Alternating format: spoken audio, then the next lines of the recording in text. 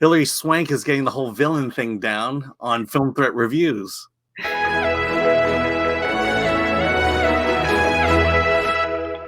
I'm Alan Ng, I'm with Zorianna Kit, and today we review Fatale. After a wild one-night stand, Derrick, a successful sports agent, watches his perfect life deteriorate as he discovers his one-night stand was a detective on the case of a crime at his home. It was directed by Deon, stars Hilary Swank, Michael Ealy, Mike Colter. The thing about Fatale that I liked about it is it reminds me of The Love Boat, where you take this innocuous film-noir movie and you throw all these heavy-hitting stars in it. And I don't know that you're going to get that much greater quality from it, but it sure was a lot of fun for me. What did you think of Fatale? Yes, that's actually, I liked your analogy because it's true. It is populated with people who this script should never have been something that they would want to sign up to do, but therefore it made it all the more enjoyable. It's totally campy, totally like this B-movie quality. You know, I really don't know what two-time Oscar winner Hilary Swank is doing. You know, the thing that kind of bothered me was the fact that there are so many starving actors out there that would have been perfect for this role, and yet you're casting Hilary Swank in it.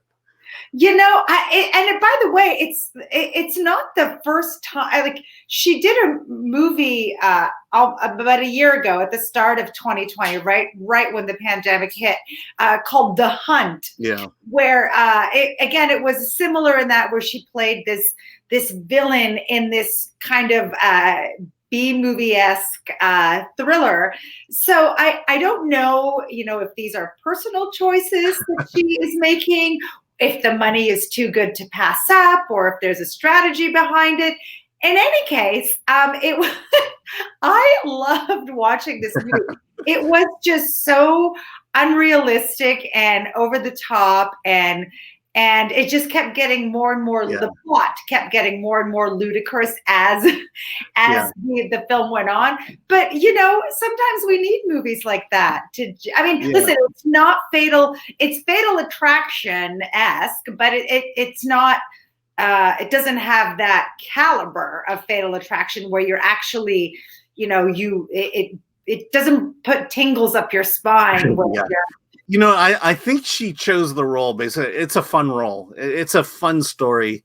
It is so stereotypical as a noir.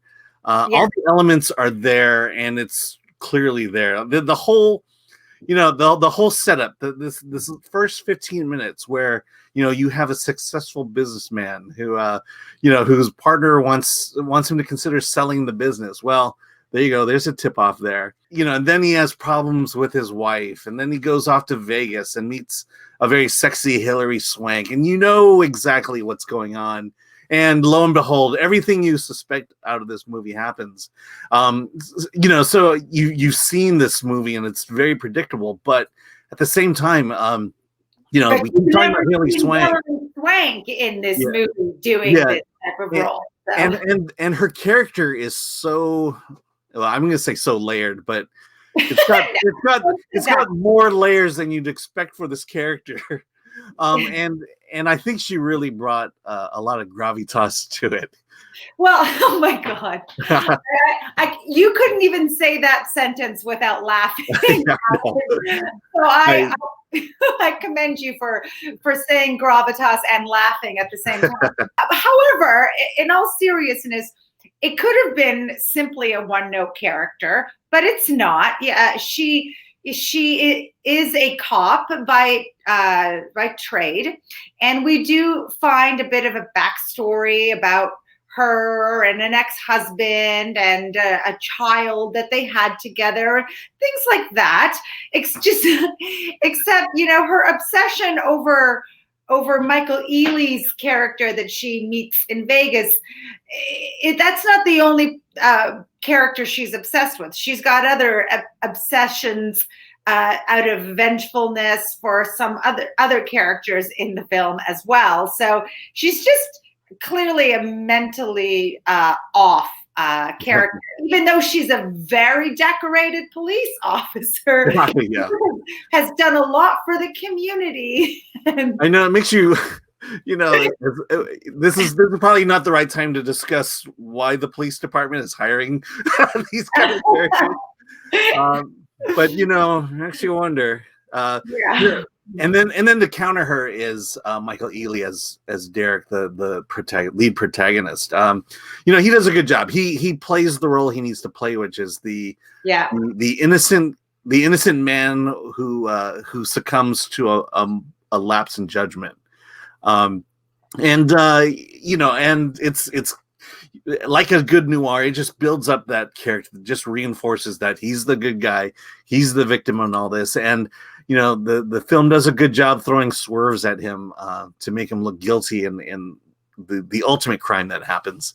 And again, fairly predictable. The thing is in trying to give this movie a rating, you kind of have to decide how you are rating it. Are you rating it on the quality of the filmmaking and the originality of the story, or are you rating it based on how much fun you had watching it? Because those are two different ratings. For example, this is not any type of stellar movie. It's not amazing direction or cinematography. The acting isn't like, oh, out of this world for your consideration.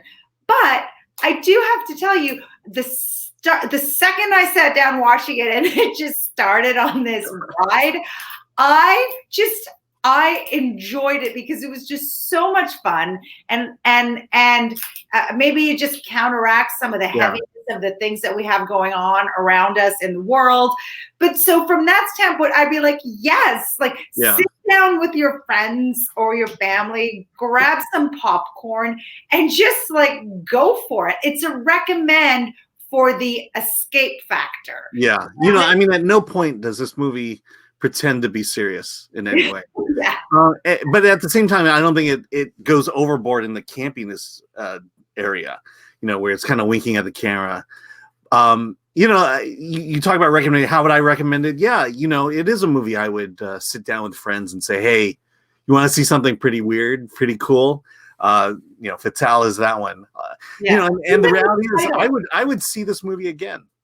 I wouldn't mind, if I'm doing house chores or if I'm just desperate to find something, I'd pull this one up and have a little fun with it. There is also a fantasy element to this film because everyone lives in the most glorious houses and offices. And there is this glamour aspect to it while being, B-movie campy. But like you said, it's also not full on camp where it's not like Little Shop of Horrors, or it's not even campy in the way Bad Hair on Hulu had this camp aspect to it. This movie takes itself seriously, although in the big picture it's not. Yeah. Oh, the problems of rich people. Yes, exactly. Exactly. Like when you read the synopsis, you were like, oh, his perfect life is ruined. And it's just like, oh, but wait, was it a perfect life? Maybe it wasn't so perfect to begin with. Yeah. And then I won't get into the ending, but there's a typical moment in the end when, you think things are wrapped up when they're not quite. And, it's just a little reminder to say that this is exactly what it is. And it's just a reminder that when you think you've shot someone dead and it's over and they're not coming back and you can breathe a sigh of relief, no, you can't.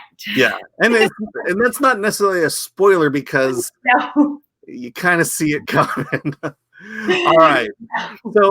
So clearly you had fun with it. I did. It's not Avengers, but it's so I'll say you gave it a 7.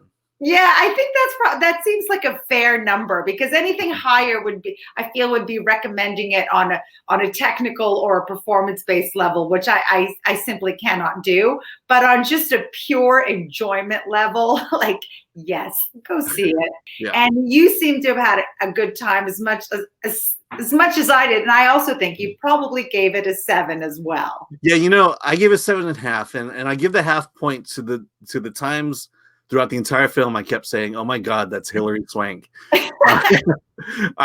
She's, you know, she takes it seriously, and I appreciate that about the movie. All right. Okay, so with that, be sure to like, subscribe. You got to see this movie. Go see the movie. Have some fun. Let us know what you thought. Yes, and with please. that, let's get out of here.